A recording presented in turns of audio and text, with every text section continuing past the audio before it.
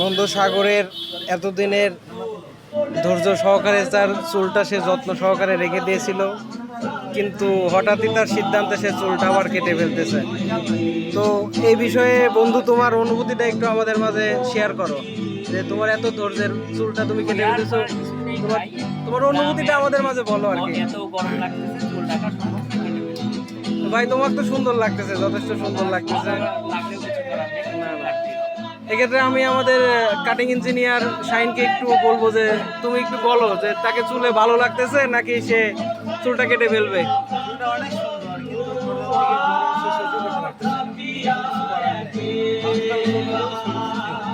তুমি একটা smart cutting দিয়ে দাও বন্ধুকে। কাকা কি কাটিং দিবে বলো। Army cutting.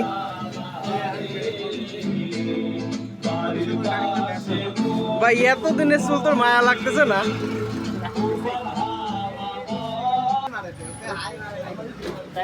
যেভাবে আছে চুলটা সুন্দর লাগতেছে নাকি একবারে তুমি এখনো কনফিউজড? তুমি বলো, তুমি একটা মতামত দাও।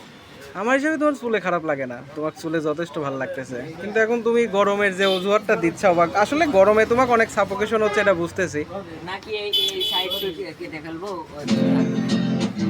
সাইড সুইট কাটলে বা একটু ছোট করলে হালকার পর লেয়ার কাট দিলে পরে ভালো হয় না? ঠিক আছে, তুমি তাহলে চুল কাটতে থাকো, আমরা শেষ পর্যন্ত দেখি কি কাটিং এ শেষ হয়। ওকে।